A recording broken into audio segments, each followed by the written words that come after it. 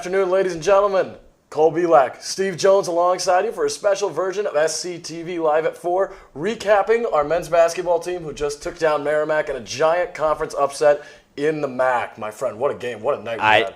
Unreal night, unreal game. The boys just all postseason have just had this aura about them, this vibe that they were going to get it done, and sure enough, they take down the #1 seed in Merrimack, and I would say pretty handily in a game that was just unreal from start to finish. It's been super special to watch this team go throughout the conference tournament. Just a quick recap, they took care of Mount St. Mary's first, 63-58 Saturday night. Sunday night was Fairfield in the semifinals, 76-61, and then Tuesday night, Merrimack, 64-54. What were your takeaways from the tournament? I mean, obviously the opening game against Mount St. Mary's, a little scary there at the end, but the boys settled in. They got it done. And Fairfield, obviously, they took care of business there. And it seemed, although the score would indicate otherwise at some points throughout the game, it really seemed like they just had full control, foot on the gas the entire time. Absolutely. Now, you talk about Tuesday being a special day. We had different events going on here around campus. But first, let's take a look at the special send-off our pep squad teams put on for our men's basketball team when leaving their hotel in Atlantic City.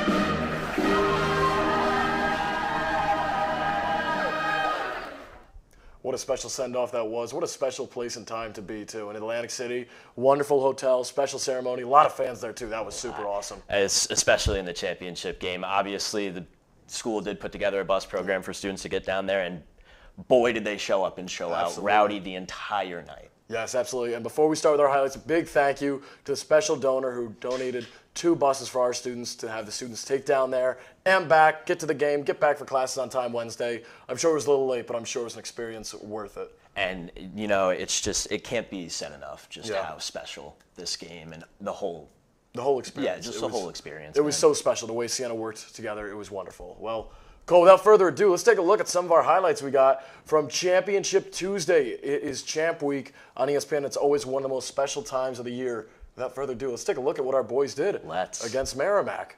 Starting off, our guy versus your guy. Jerry McNamara, Joe Gallo, right away the Saints winning the tip and Gavin Doty to the cup for an easy 2. And, you know, he just did that all game, came through whenever they needed him. Kavera Kennedy not noticed as a 3-point shooter, but he got started early, and Todd Brogna off the pick and roll, cans the triple. Merrimack with their biggest lead of the night, and that would be one of their last leads of the night. Gavin Doty for 3. That'll make it a 4-point game and give the Saints the lead comfortably back. They started aiming with a barrage of threes right here. BC for 3. The 518 native got hot. And, you know, he has been great this entire tournament. Not the best regular season by his standards, but boy, did he surely come into shape when we needed it. A clutch time player. Folafak getting Kennedy to bite on the double. Strong screen, another 3. He cans it. This would get Siena up to a double-digit lead, and this would propel them onto a 22-3 run coming out of the break. And, you know, it might not show up on the stat sheet, but what can't go unsaid is Francis Folafak this game. Absolutely bullied MAC Defensive Player of the Year, Casey Ugwakazi. And although he might not have had the best box score, his impact cannot be overstated. Merrimack trying to claw their way back into it. Todd Brogna, a little jab step. He would make it an 8-point game, 28-20. Siena had that double-figure lead, but Merrimack said, no, we are not going away without a fight. Then the strong rejection from Ernest Shelton. Ty Dorsett later running in transition. He would leave the game with a knee injury later on, but he had a big first half for the Warriors. He absolutely did have a huge first half. One of the only few Merrimack players that really came through until his injury. Obviously, on the topic of that, Todd Brogna had 4 threes of his own. He really came in clutch for the Merrimack. Absolutely. Now later, Riley Mulvey going inside out. This is a great way they broke down the defense. As you can see, Tim Welsh at halftime was talking about how Merrimack played a strong zone. They would force Siena up, they would force Siena low, and force Siena out too. This would create mismatches as well as loose ball and sloppy ball play. You could see on the three from Coyle here. Look at this, Cole. You have a bunch of Siena guys clustered together, 22 on the timeline, trying to get a possession together without the zone defense. And, you know, their ball movement all night was just meticulous, picking apart this zone defense that Merrimack was running, raining threes all night. Absolutely, and a big thank you for Tim Welsh for this wonderful breakdown for our audience and now for our SCTV viewers as well. And look at this, just the ball movement too. They're trying to get it past Shelton and Kavere Kennedy, and you could see Shelton was going wing to low block while also trying to be a nightmare matchup for Folefak. Now on the other hand, as you mentioned, Siena started raining the threes. The ball movement was elite, inside and out. You know, and again, Francis Folefak was really huge here. He was sitting in the high post. They would kept giving it down to him. There you see him throw it down. Lob one up for Riley Mulvey. He really just could not be stopped. Absolutely. Second half, Doty, a little shake and bake. Gets the Siena Saints lead up to 7, then 9. Offensive rebound. Possession blocked. Ball goes out of bounds. Immediately, you can see Brendan Coyle running to the bench saying, Coach, we need a replay of this. I don't think that was out off us. And look at this.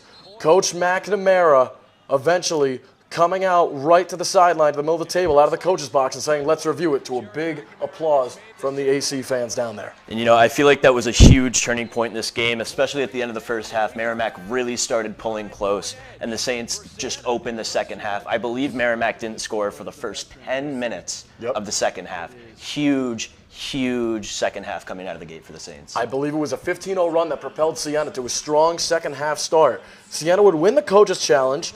Then the rest of the half would roll on. Gavin Doty, the spin move. Oh, my goodness. Right to the cup. My goodness, Cole. All night, this guy was in his bag. I'm sure later in the game, which we will show, he just could not be contained. 23 points from Gavin Doty. Another guy, as you mentioned, that could not be contained. Todd Brogna, 4 for 7 from downtown. His tray ball shooting was elite. Another guy, too. Francis Folefak, play a little bully ball, why don't you, in the middle? Bully ball for the freshman on the MAC Defensive Player of the Year. Unbelievable. Brogna banks it in, then finds a steal in the quick hands. Trying to get Merrimack back into this game. Looking to go coast to coast. Kavere Kennedy is fouled. Gets the call. It's a blocking foul, not a shooting foul. That would get Merrimack another 2 points. Justice Schultz, blocked by Casey Ugwakazi. Could not talk about how big he was until he started reaching foul trouble for Merrimack, too. Yeah, I mean, obviously the MAC Defensive Player of the Year, as I've said before, he was maybe not on his best tonight, but defensively, 6 blocks for him. He really came through for the Warriors there. You can see Dorsett wanted to be on the floor with his boys, but was just as happy and just as excited on the bench. Brendan Coyle, down low, Doty, Riley Mulvey! Hit the weight room, Riley Mulvey, a double-double for him tonight. 11 points, 11 rebounds, the game of his life. Riley Mulvey versus Casey Ugwakazi. What a big man matchup we had. Yeah, it was really awesome to watch. Casey Ugwakazi, unfortunately, 0 for 5 for the Merrimack Warriors, but Riley Mulvey, man, he really brought it to him. Yes, he did. Now running into trouble. Kavere Kennedy, Marrero, back to Kennedy. Loose ball, Kennedy's fouled. Kavere was outstanding. His 2 free throws will look to make it closer and closer, and that he would do. Yeah, Kavere Kennedy on one all night. Obviously, the MAC Player of the Year, Rookie of the Year, I believe. And, man, what a game he had. 15 points, 5 rebounds, 4 assists for him. Doty trying to will the Saints lead more and more closer. Now, long 3, Shelton cans the triple. 54-50. What kind of a response does Siena have? Give and go. Gavin Doty between the legs. Step back 3.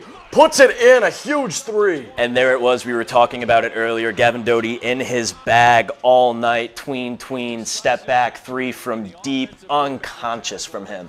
Absolutely. Now having some trouble getting the ball, and Gavin Doty looking to chew some clock here with the Saints. And that they did. You could feel the momentum shift. Francis Folefak, a little ball movement. In between. Gets it to go, no call. Siena, you could feel it. At that point, the lead was extended to double digits here by Brendan Coyle. 2 of the biggest free throws he can imagine just to keep this out of reach from Merrimack. And you can see Coach was ready. He knew there was a little more time left, but Coach was ready. Kavere Kennedy misses the 3, Justice Schultz the rebound, and the Siena Saints are going dancing for the first time in 16 years to the NCAA tournament, Cole. An unbelievable season from these guys. Had to fight through a lot of injuries, a lot. Obviously, Antonio Chandler, his whole situation with the NCAA, they had to fight through a lot, but these guys came through, and they are going to March. What a story this team was. What a ride. What a run it's been. You talk about perseverance, too. Perseverance has been the unsung theme for these boys this year. Oh, absolutely. Early in the season, obviously, they had center Tasman Goodrick go down. He hasn't been able to play. He's been injured. Obviously, Antonio Chandler, he had his whole thing with the NCAA. But, you know, not necessarily the deepest bench here, but they didn't need it. They're guys, they came through when they needed, and obviously now they're going dancing. It's special, and the vibes here on campus are impeccable. As you mentioned, though, this Siena team battling through injuries. Not only was Tazzy Goodrick's injury pivotal for having been lost for the rest of the season, but also Riley Mulvey, too, was out with a concussion for a serious amount of time in the winter. He was, yes, but obviously when he got healthy, he came back in and was unbelievable after his comeback from injury. He really just propelled these Saints further than honestly, anyone could have thought they had gone with all the injuries they were facing. Absolutely. Mulvey, a double-double, 11 points, 11 boards, 5 blocks, and there was one special one. You felt the end of the game. Oh, at the end of the game. The boys can feel it. At the end of the game, a huge block in the clutch and a mean stare down from Riley Mulvey. Really mean mug in there for his 5th block of the night.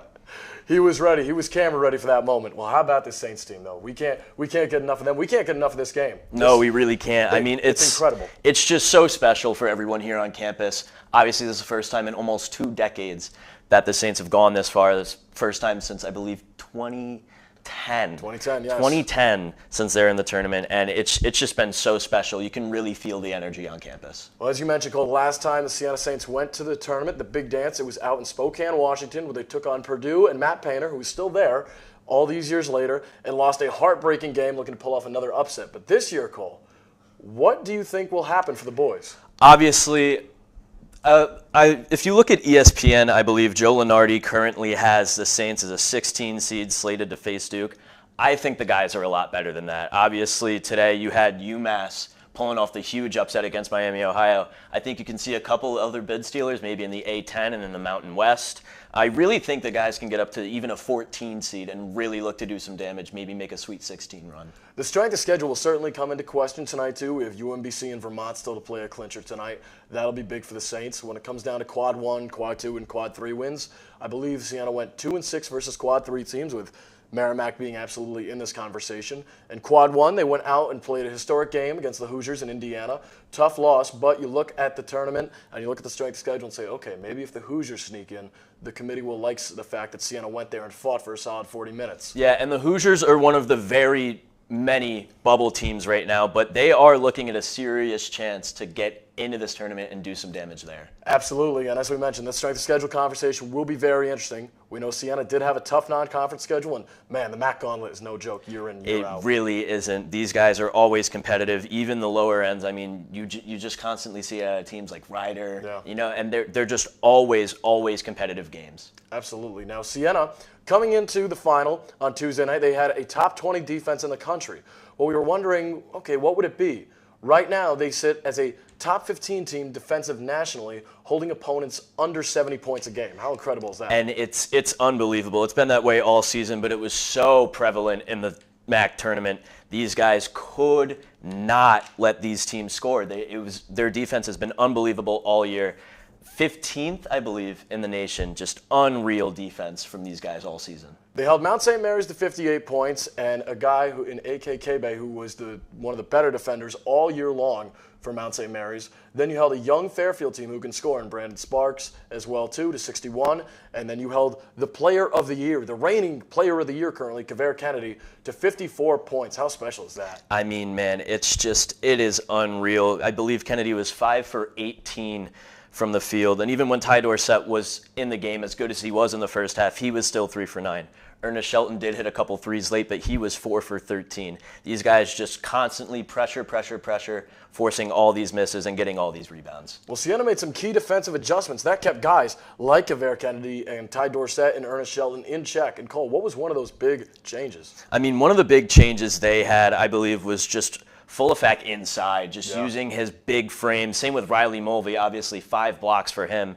But having these guys inside to establish their presence was just huge for the Saints. It was fun to watch Ugokazi and Fullefak do battle, and then Mulvey versus Brogna, and it was really fun to watch Kaveri Kennedy get creative versus Francis Fullefak, and vice versa. Yeah, I mean, he really tried. Obviously, they did have Fullefak switch to him at some point, and Fullefak just came through. He has been so big for the Saints all year defensively, but especially in this game. Again, Kennedy 5 for 18 from the field. To be able to hold the MAC Player of the Year to a poor shooting night, that was huge for the Saints. That's not an easy job to do, and especially looking at their non-conference gauntlet and then a MAC play, they had a very nice run once they got things going for Merrimack, and not a lot of teams held Kaveri Kennedy in check. No, not a lot have this year, but Siena was one of those teams, and obviously they did it in the biggest game of the season up to this point. Absolutely. Now, when we return, we'll talk more about Francis Fullefak, his impact on the team this season. We'll look at a little bit more bracketology, and Cole will take us through some certain key matchups and where Siena could possibly go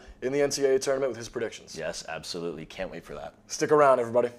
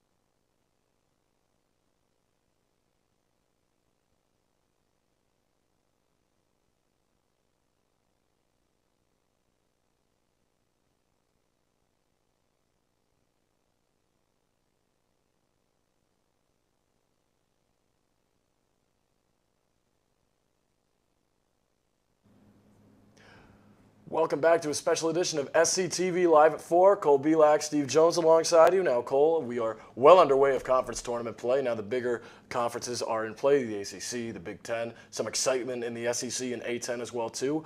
What matchups are standing out to you? So, obviously, I'm looking right at the A10. St. Louis has been the heavy favorite all year. They have been unbelievable, one of the better stories of college basketball this season. But I'm looking at teams like VCU, even maybe sleeper teams like St. Bonaventure that could really go into this tournament and do damage and potentially steal a bid. Now, we talked about St. Bonaventure, and the Saints battled out in Olean in a very close game that came down wire to wire that the Bonnies won. Could this have an impact on Siena's seeding if the Bonnies were to pull a thriller and win the A10 tournament? I mean, that would be massive for Siena. Obviously, you talk about strength of schedule. These are two teams that played each other earlier in the season. Siena did lose a close one, but if St. Bonaventure could go on this run and pull off this win, this would be huge in terms of seeding for the Saints. Absolutely. Now, who are you thinking that these Siena Saints might see if we were to do a little bracketology with Cole Belak? Well, I say I'd have to agree with CBS here. Right now they have us slated as a 15 against Michigan State, and I feel like that is around where they will end up finishing. I just think this team is better than a 16 seed. I feel like they've proven that. Their defense, top 15 in the country. That cannot be understated. I feel like these guys are way better than they are currently being mocked by some of these companies, or some of these, I really think that they are a lot better than some of these people are making them out to be. Absolutely. Now, you talk about, by the way, you said prove, too. This team went against 3 of the better defenses in the MAC in 4 days, won all 3 of these games, and then took on 2 of the top-tier offenses on a quick, 3-day turnaround in Fairfield, Merrimack, and took care of business, too, and well-deserved. I mean, they really shut these 2 offenses down, and that's what they've been doing all season. It really has just been unbelievable defensively from these guys. So if we were to have an NCAA tournament prediction, first-round matchup, who would Siena have no matter where they go? And what seed, what possible city? Currently, I believe Siena will be a 15 seed going against Tom Izzo in Michigan State, but look out. There's a 15-2 every year, and these Saints, I think they can get it done. What city would you like to see them in? I'd love to see him in Buffalo. Obviously, it's closest here, and just to be able to go and watch that game would be an unreal experience. I'd love to see him in Buffalo or Philadelphia. So I'm going to agree with Joey Brackets, Joe Lenardi on one thing. The Greenville portion, I believe we could end up in the Greenville tournament part. However, I'm going to pick Siena as a 15 seed going up against a 2 seed in Illinois, who, if they have a clean run to their Big Ten tournament, no reason why they can't be ranked as a top 8 team in the country, let alone a 2 seed, especially with their 3-point shooting. Yeah, I mean, they have been unreal from 3 all season. They have just been so good. But again, that defense, this Siena defense, they have not been letting teams shoot the 3 against them, and I don't see a reason why that would change. Well, Selection Sunday, the brackets will be revealed. It's going to be an exciting time on campus, and for all your favorite college basketball teams in Cole, we got an exciting weekend. We absolutely do. Selection Sunday is going to be awesome. I cannot wait to watch where these teams get seated, especially our Siena Saints. Cannot wait to see where they end up. It's always a dream to have your school's team announced during Selection Sunday, my friend. It really is. I cannot believe that this is happening, but man, oh man, is it what a exciting run. To watch. What a run. What a run. Well, before we sign off, just wanted to say stay tuned. We have the best of a post-game celebration upcoming.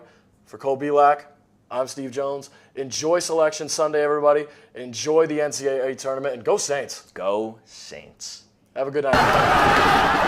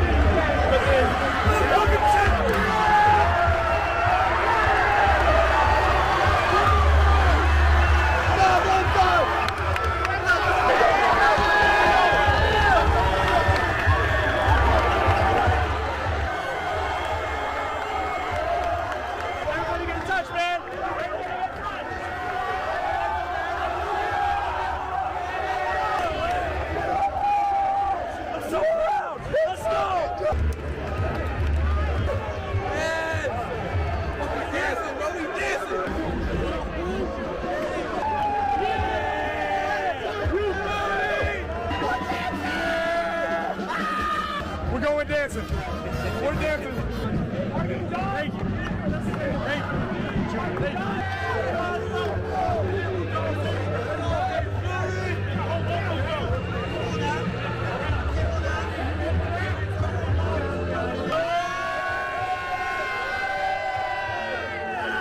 Going dancing. The Mac runs through the bell.